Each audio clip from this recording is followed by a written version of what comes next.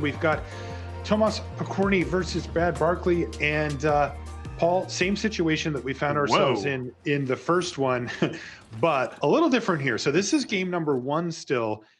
As we join, these players have been going at it for about half an hour, like a little over 30 minutes into game number one here, This Paul. is game one, and the clock has already appeared on Thomas's side. Wow. Yeah. So, and by the way, I will mention with these players, they have the same record that the last match did. In other words, this is a win and in. The winner of this will be into the top 8 no matter what. The loser will have to hope that their tiebreakers hold up. So a lot on the line for our players. Now, as we kind of ease our way into this game number one, Paul, there's 9 food, 2 ovens. What is going on here? I mean, I will say, I know this game has been going on for a while, but you have to like Thomas's side here. I mean, he's got a trail of crumbs with 1 billion food in play. It really just comes down to how many cards he has left in his library, but you have to like the mono green food side here. We've got a feasting Troll King, an extra trail of crumbs in hand. I mean, I just don't see how this blue black deck is really going to be able to grind through all of these additional permanents that Thomas can find. Oh, here's a piece of the equation. There's a crawling Barons sitting back there that looks like it's been activated a few times here for Brad. It's already at 6/6.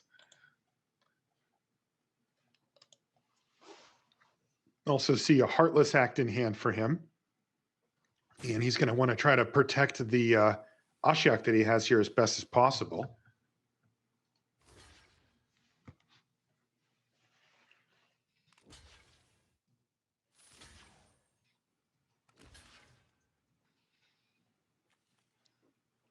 So we've got, what is that? A triple block on the Lovestruck Beast. Then the 6/6 Crawling Barons to gobble up a Kazandu Mammoth. That does leave, though, the Feasting Troll King to take out Ashiok Nightmare Muse, unless the Heartless Act is going to be used to kill it. Yeah, and I imagine you're going to want to save this Ashiok. Yeah. That's basically the only thing Bradley's got going for him right now.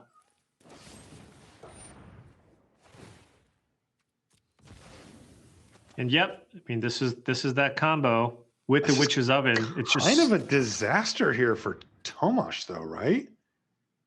Like he got a Mammoth eaten by Barons.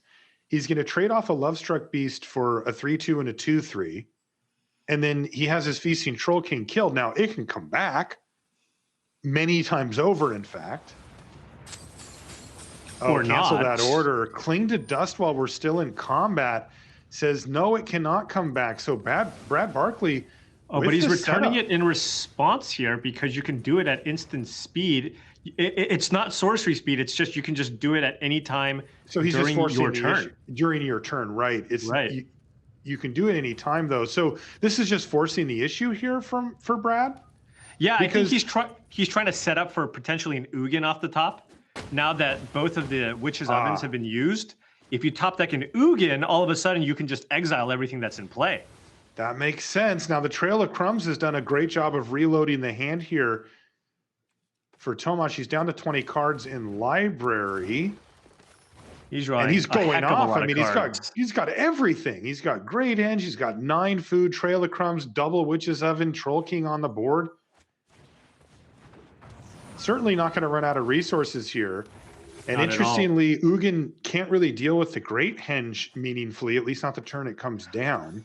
Yeah, and the question, I mean, how does a Dimir control deck grind through all of this, right? Like what is your game plan here at this point? I mean, you can find an Ugin, but now the Ugin wouldn't even kill all the permanents in play because the Great Henge has a converted mana cost of 9. That's you right. You can only Ugin and for 7. Yeah. Exactly. And Tomas is going to have a full hand, at least probably. Although now that I say that, there have been a few extra lands drawn here and another Henge. Let's see if Brad can find what he needs here. It's an extinction event. Let's see how that lines up. So that'll what do we have here? That'll odd, get odd, even, odd, odd. even. So you can name odd and take out quite a few creatures here. Okay. It buys some time. I don't know that it actually solves the problem, though. Yeah, I'm curious how big the crawling barons is, because Tomas is at 12. It's 6/6 right? right now. It's a 6/6, so you can bounce the Troll King. However, you still have a 1/1 to chump here, so it's not. This wouldn't be a lethal attack. No. Even if it picks up an additional 4 counters here. Right. So now it's an 8/8, and he can make it a 10/10. Yeah, but keep in mind, if Tomas feels like his life total is in jeopardy next turn, because he's not dead this turn. I mean, next turn he can just gain a bunch of life too. Of course, there is always the Ashiok Nightmare Muse win condition of exiling your opponent's library. It's a long road when you don't have like kind of the turbo aspect of it. But Tomas has been drawing a heck of a lot of cards here, Paul. And with the Great Henge out, they're going to keep flowing into hand. Yeah, and I think what's really important here, if you're Tomas's side, because it looks like you have just a huge edge when it comes to just the overall number of resources. Just play things. Play things quickly. You have 10 minutes left on your clock. This is a grindy matchup. And if it goes to game 3, you want to make sure you have enough time to win. So, what I mean by that is just, if you have some creatures to play, just run them out. You don't have to maximize the efficiency of every single card you play, because you have the Trail of Crumbs and all that food as a resource. Starting to get kind of worried about the the library here. Remember, the Great Henge is not optional, right? It's just when it ETBs, you put a +1/+1 counter on it and draw a card. It may at some point lock him out if the library gets low enough, bizarrely. Yeah, no, that's definitely a thing.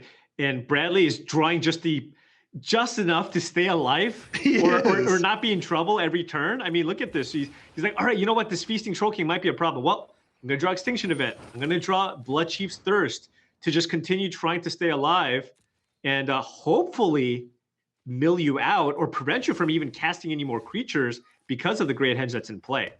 Boy, I'll tell you, if the zombie apocalypse hits, you want to be at Thomas's house. He's got 18 food stacked up there, just ready to go. Yeah, he's got plenty to feed the neighborhood. Boy, Brad holding off the assault long enough, and with now double crawling barons, like how the heck is Tomas supposed to do anything? Yeah, and again, I don't know. Maybe I'm just overreacting here, but I mean, look, this game 1 has just taken so long, and this attack. After thinking about, this attack, I suppose this attack isn't bad if you think that one of your fight creatures is going to resolve, right? Right, if you can get a Wicked Wolf or a Kogla on the battlefield. Right, because Brad only has 1 card in hand, right? Even if this Wicked Wolf gets countered, he can still follow that up with a Kogla to get that Crawling Barons off the battlefield. But remember, Brad does have another one and all the mana in the world. That's right, and there's the neutralize for it. This is an absurd game.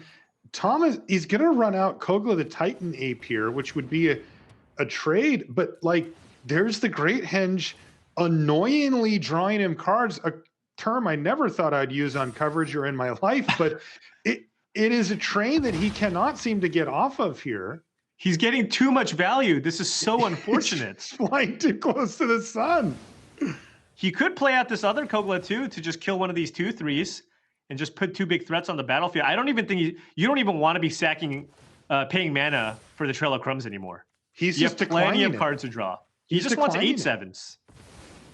How many 8/7s can I get? He's trying to line up for a massive either 1 or 2 combat kill. And I'm wondering if he wants to also just run this out. I mean, it's just okay. Playing it a little. Remember, the 2/3s, by the way, the nightmare creatures trigger on attacks or blocks where they mill, or I shouldn't say mill, they exile the top 2 cards of your opponent's library. And you can see the library glowing there as Bradley hovers over it, saying, "What do you got left there, my friend?" What you working with? I mean, keep in mind, Brad's at a pretty comfy life total here too. He's at 27. 7 cards left, Paul. Oh man. That means that if all 3 of these nightmares block, that Tomas is dead in a turn and also can't cast another creature for the rest of the game. Right. And he drew Essence Scatter, which will counter the Kogla, which would have dealt with one of these creatures. Right, without it being triggered. Wow. I think that Bradley Barclay has whittled down the library of Tomas Pokorny enough to actually get the job done here as we see Essence Scatter hit Kogla. What a crazy game. This is absurd. And now what is Tomas supposed to do? He can't attack. He can't block. Not that that matters at this point. And he can't play creatures anymore, and he's mono green. Like, what are you supposed to do? He's got nothing left. Well, also keep in mind, I believe these Ashiok tokens trigger when they attack. They do. Right? So that's 6 going away right there. So Brad can just go for a lethal attack by lethally, is that even a word? But lethally milling out your opponent. Yes. It is a word, and it is exactly the truth. Incredible stuff here. Now, we do see a Crawling Barrens there for Tomas, but that's also not enough. So it looks like he's just going to send a couple of Feasting Troll Kings at Ashiok. But remember, the Nightmares have that ability themselves. They don't depend on Ashiok being on the battlefield for that to happen. And I think at this point, Tomas should be really taking a long, hard look at that clock. I don't think that there's any way out, and just starting to throw your creatures around in the vain hope that this will. I wouldn't even have said good game. I just would have said concede. Wow. Yeah. And all of the library gets exiled there, and Ashiok Nightmare Muse picks up the win in the hands of Brad Barclay.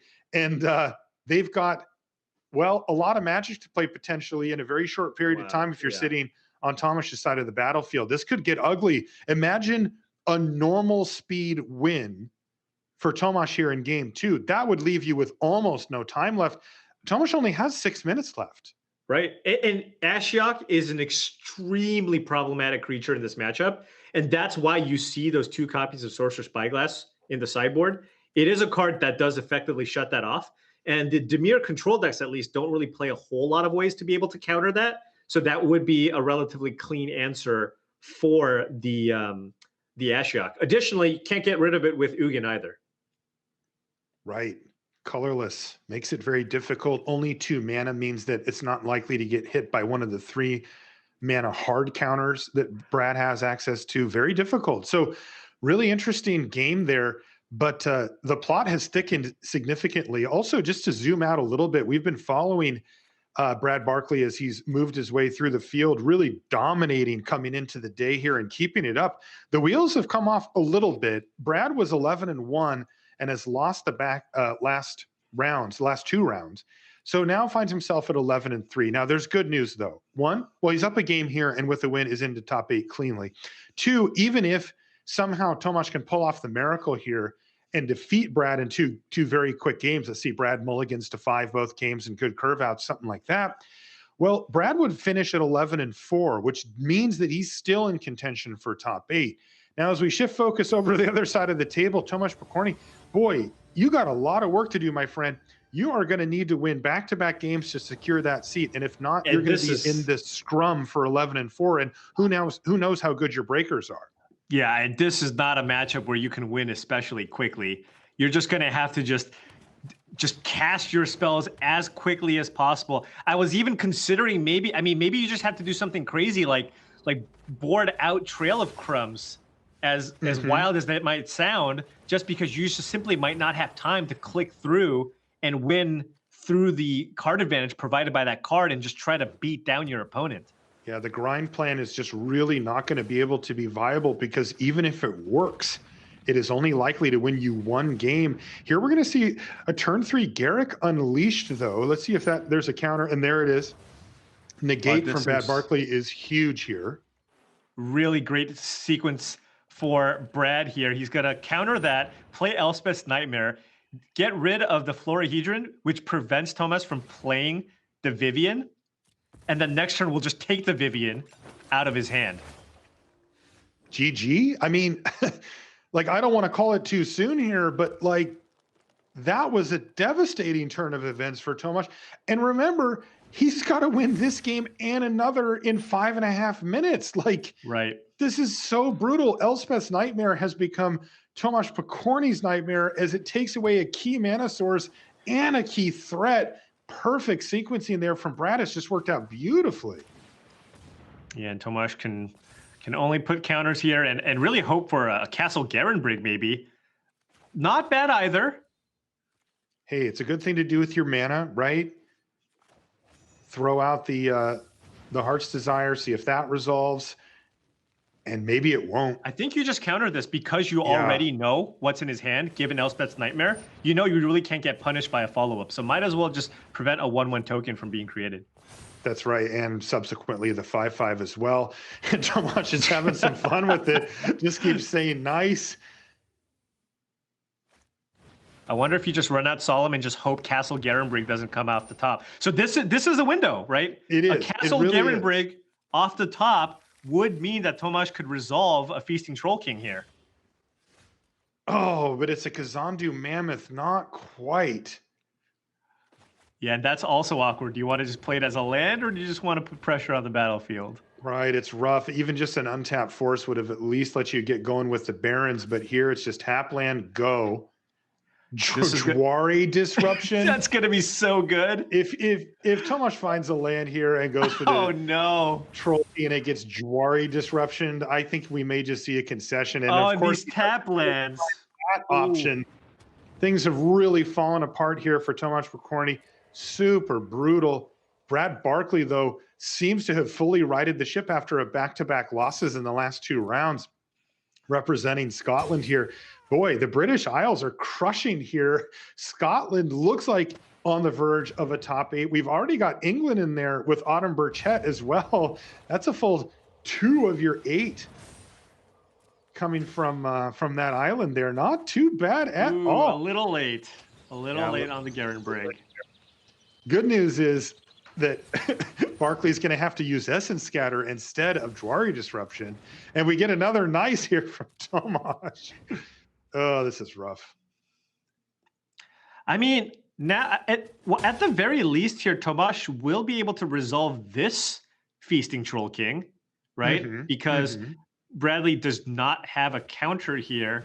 So, you know, but if by doing so, he would be able to play Feasting Troll King and then return the other one from his graveyard with that Witch's Oven.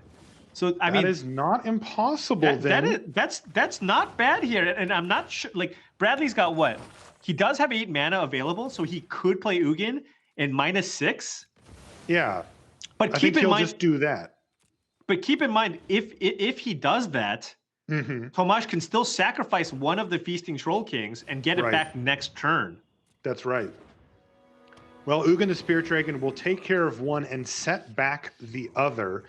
But I have to feel like if I'm Brad, that's great, right? Like anytime I'm slowing down Tomas from being able to apply pressure, remember Brad's sitting at 20. His life, I mean, heck, he's on the beatdown plan with 2 freaking solemn simulacrums. Like he's the one who's applying pressure here. Oh, wait. How much mana is there? So I'm not 100% sure I like this attack because now you can go Wicked Wolf, kill the Solemn, and then use your Crawling Barons to kill Ugin. Oh, that's rough. Right? So I'm not sure I'm in love with that attack. You want to just make sure you can protect your Ugin. Oh, there's not enough mana for Eliminate. He doesn't have enough mana. He only has a 1 mana up here. Uh-oh. Huh. So now Ugin is down. Perhaps a window? Possibly. Well, the window's just closing very, very slowly here on Tomas. Or unless he's a mana short. Oh, never mind. He was a mana short. He was a mana short. I thought he had enough. So that was. So it works out perfectly here for Brad. He gets to jump in front, draw his card off of the Solemn as well, and now manage to keep Ugin on the battlefield too. now you can run out of Yori on here too to reset, reset that Ugin. Okay. Lightning bolts for days here. This one's going to go upstairs, knock you down to 9. Crawling Barons for Brad Barclay. And now we're going to see Yorion hit the battlefield. Do you get greedy here and run out the tome, or is eliminate the name of the game? I think it's important to keep up eliminate for the Crawling Barons. He might have mana to just do play it all? the Maze Mine Tome, scry, and then also keep up eliminate still. That's what I was thinking. I see. So he's going to go for Blood Chief's Thirst to take down the Feasting Troll King. It's going to get sacrificed, but importantly, there's only 2 food available, not 3, at least at the very moment. And in comes the Solemn Simulacrum again. But the clock has dwindled to under 3 minutes here for Tomas Pokorny, and that is going to make life extraordinarily difficult. It doesn't feel like there's a way out here at this point. Yeah, I don't think so. At this point, there's only one unknown card. And Tomas has to just kind of hope that it's not a removal spell here to have a chance. And we know that this is basically going to make it very, very tough here for Tomas. Yeah. Now, he can sacrifice this for 2 food token and then return a Feasting Troll King. Hey. But you know, he's not playing a Wicked Wolf here. And by the way, Brad has yet to take damage, and his Planeswalkers have yet to get hit. He has so far been able to keep Tomas off of any sort of actual combat at any point here. And really, that's all he needed to do. Like, whether he can finish off this game, which, by the way, it looks like he can. Yeah. Especially with Neutralize going into hand. But even then, he doesn't need to necessarily to win this match because of the clock. That first game was so long, took pushing 35 minutes to finish up. And that's just left Tomas in this terrible position where he's behind on board, he's behind on games, and he's behind on clock with really no way out. Yeah, I mean, even if clock wasn't an issue here, I mean, Brad is just looking so good right now. We're seeing a Solemn trigger, Maze Mine Tome reset, and an Ugin at lots and lots of loyalty. That's right. Gilded Goose is the draw step here for Tomas, but I believe he's just playing it out to play it out at this point, because it looks like there's no possible way for him to win the match. Now, even if he pulled the miracle and won this game, I can't imagine a way that he could win the match with whatever remaining time he ended up having. Because remember, he hasn't done that yet. It's not like he gets 2 minutes to win. He's under 2 minutes now. And is he finally going to be able to connect here with something? And it looks like the answer to that is yes, but he's dead in the air. If the Ugin gets to survive, he can simply shoot down the Gilded Goose and then get in for 4. Now, there's a food token sitting there. Yeah, not again, it's yet. like I go through these motions, but all of them lead to the same place, which is Brad Barclay in the top 8. Yeah. Oh, look at that. A Neutralize here. That all but locks it up for him here. Or you know what? Let's get some double lightning bolt action here with the Ugin. There you go. I love it. Yeah, and that Come on, Brad. You're supposed to go bolt you, Ugin, bolt you. I suppose the food screws that up or something, but it's way sweeter. Right. Yeah. This actually does let him get lethal here, though, doesn't it? 1, 2, 3, 4, 5. Yeah. Yeah. So because it would have left Tomas at 1, but instead with the damage from Yorion being 4, it'll be enough to actually get the job done here. Brad Barclay, fantastic work, really crushing this tournament, and gets the job done with Ugin the Spirit Dragon dealing the final 3 damage. And boom.